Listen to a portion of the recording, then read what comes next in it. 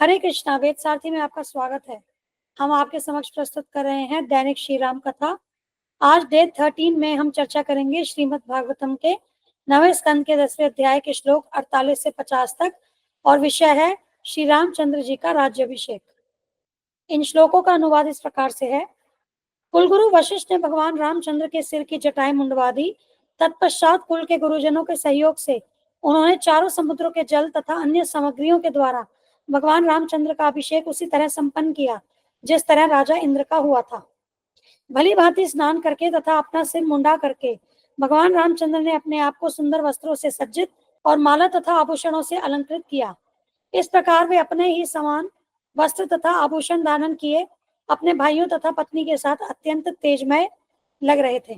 तब भरत की पूर्ण शरणागति से प्रसन्न होकर भगवान रामचंद्र ने राज सिंहासन स्वीकार किया।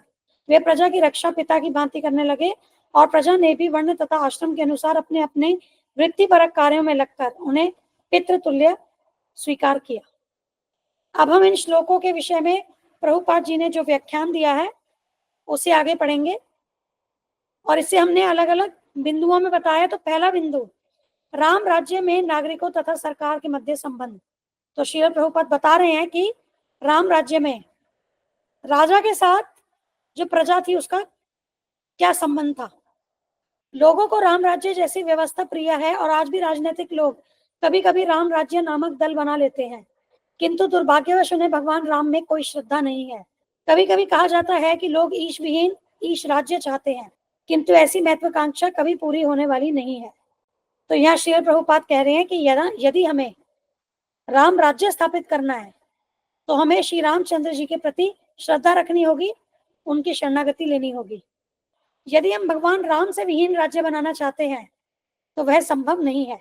अच्छी सरकार तभी विद्यमान रह सकती है जब नागरिकों तथा सरकार के मध्य वैसा ही संबंध हो जैसा कि रामचंद्र तथा उनके नागरिकों ने प्रस्तुत किया।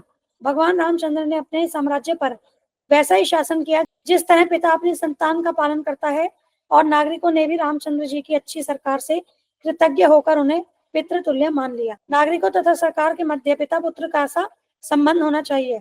जब परिवार में पुत्र अच्छा प्रशिक्षण पाते हैं तो वे माता पिता के आज्ञाकारी होते हैं, और जब पिता योग्य होता है तो वह संतानों की अच्छी देखभाल कर सकता है। तो यहाँ व्याख्यान में श्रील प्रभुपाद हमें बता रहे हैं कि यदि हमने एक अच्छी सरकार बनानी है तो हमें राम राज्य से प्रेरणा लेनी होगी। नागरिकों तथा सरकार के मध्य में वैसा ही संबंध रखना होगा जैसा कि श्री रामचंद्र जी का अपनी प्रजा के साथ था। श्री रामचंद्र जी ने अपनी प्रजा का पालन उसी प्रकार से किया जैसे पिता अपनी संतान का पालन करता है, और प्रजा ने भी श्री रामचंद्र जी को पिता तुल्य माना। तो नागरिकों तथा सरकार का संबंध इसी प्रकार से होना चाहिए। यहाँ श्रील प्रभुपाद कहते हैं कि जब पुत्र अच्छा प्रशिक्षण पाते हैं तो वे अपने माता पिता के आज्ञाकारी होते हैं। अर्थात एक अच्छी सरकार में नागरिकों का प्रशिक्षण पाना अनिवार्य है ताकि देश व्यवस्थित रहे। और ये कब संभव है? जब पिता योग्य होता है, अर्थात जब सरकार योग्य होती है। तो सरकार के जो उच्चतम अधिकारी हैं, हेड ऑफ स्टेट, उनका योग्य होना भी अनिवार्य है। तभी तो वे अपनी संतानों की देखभाल भली भांति कर सकते हैं, उन्हें अच्छा प्रशिक्षण प्रदान कर सकते हैं। अब अगला बिंदु, वर्णाश्रम प्रणाली वास्तविक मानव सभ्यता।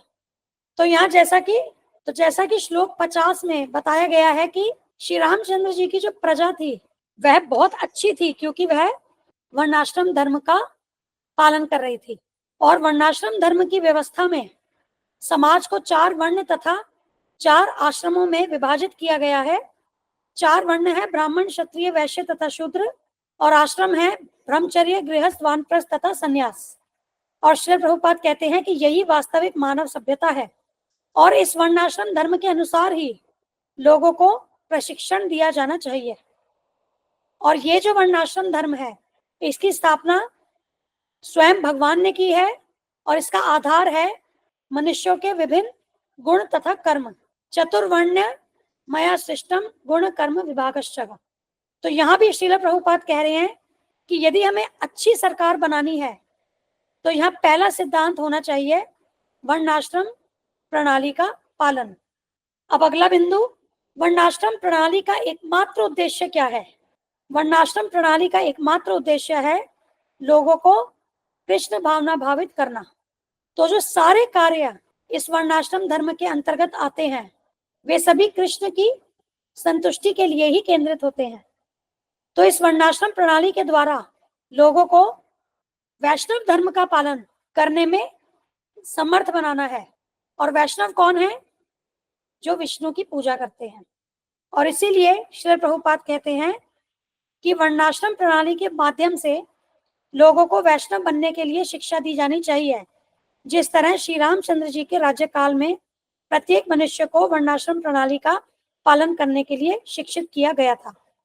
तो सरकार तभी सफल हो सकती है जब वह नागरिकों को वर्णाश्रम प्रणाली का पालन करने हेतु प्रशिक्षण दे, और यह प्रशिक्षण अनिवार्य है। तो यही हमारा अगला बिंदु है, अच्छी नागरिकता हेतु नागरिकों के प्रशिक्षण की अनिवार्यता। तो यहाँ श्रील प्रभुपाद जी कहते हैं कि मात्र कानून या अध्यादेशों को लागू करके नागरिकों को आज्ञाकारी या कानून पालक नहीं बनाया जा सकता, यह असंभव है। और वे इसका उदाहरण भी बता रहे हैं कि विश्व भर में कितने राज्य विधानसभाएं तथा संसदें हैं, फिर भी लोग चोर उचक्के हैं। तो इसका अर्थ यह हुआ कि अच्छी नागरिकता लादी नहीं जा सकती, अपितु नागरिकों को तो प्रशिक्षित किया जाना चाहिए। जिस तरह से केमिकल इंजीनियर, वकील या अन्य ज्ञान के विभागों में विशेषज्ञ बनाने के लिए छात्रों को स्कूल और कॉलेजों के द्वारा प्रशिक्षण दिया जाता है, उसी प्रकार से विद्यार्थियों को ब्राह्मण, क्षत्रिय, वैश्य, शूद्र, ब्रह्मचारी, गृहस्थ, वानप्रस्थ तथा सन्यासी बनने की शिक्षा देने के लिए स्कूल तथा कॉलेज होने चाहिए। और इसी से सरकार देश में अच्छी नागरिकता ला सकती है। अब इसके बाद श्रील प्रभुपाद कलयुग में जो अव्यवस्था है उसका मूल कारण बता रहे हैं। श्रील प्रभुपाद कहते हैं कि सामान्य रूप से राजा या राष्ट्रपति राज ऋषि होता है, और ऐसे में जिस प्रकार से वह अपनी प्रजा की देखभाल करता है वहां किसी के बिगड़ने की संभावना ही नहीं रहती और चोर उचक्कों की संख्या घट जाती है। किंतु आज कलयुग में वर्णाश्रम प्रणाली की उपेक्षा के कारण लोग सामान्यतया चोर और उचक्के हो जाते हैं, और प्रजातांत्रिक प्रणाली में ऐसे चोर तथा उचक्के अन्य चोर उचक्कों से पैसा इकट्ठा करते हैं, जिससे हर संस्कार में अव्यवस्था रहती है और कोई भी सुखी नहीं रह पाता। किंतु भगवान रामचंद्र जी के राज्य में अच्छी सरकार का उदाहरण मिलता है, और यदि हम इस उदाहरण का अनुसरण करें तो सारे विश्व में अच्छी सरकार बन जाएगी। तो इसमें महत्वपूर्ण बात यह है कि जो सरकार का मुख्य कार्यकारी है, राजा या राष्ट्रपति, उसमें राज ऋषि के गुण होने चाहिए, क्योंकि यदि वह कृष्ण भावना भावित है तो वह अपनी प्रजा को भी कृष्ण भावना भावित करने के लिए प्रयास करेगा। वह वर्णाश्रम धर्म को राज्य में लागू करेगा और कुछ भी बिगड़ने की संभावना नहीं रहेगी। परंतु यदि राजा या राष्ट्रपति राज ऋषि नहीं है, सरकार के अधिकारी राज ऋषि नहीं है, तो वे चोर उचक्के के समान सरकार में अव्यवस्था लाते हैं। वे अन्य चोर उचक्कों को भी बढ़ावा देते हैं, जिससे कि राज्य में सब कुछ बिगड़ जाता है और कोई भी सुखी नहीं रहता।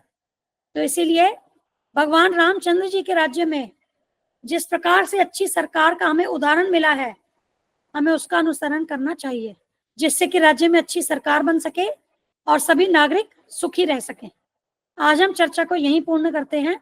हमारी कल की चर्चा का विषय होगा श्रीमद् भागवतम का 9वां स्कंद 10वां अध्याय श्लोक 51 से 53, और विषय है भगवान श्री रामचंद्र जी का आदर्श शासन। तो अभी आज हमने जो बात की, हमने देखा कि भगवान रामचंद्र जी ने अपनी प्रजा को एक पिता की भांति संभाला।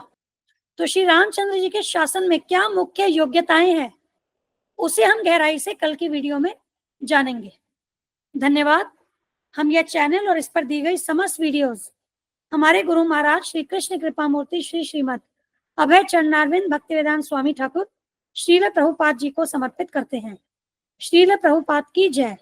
धन्यवाद। हरे कृष्णा।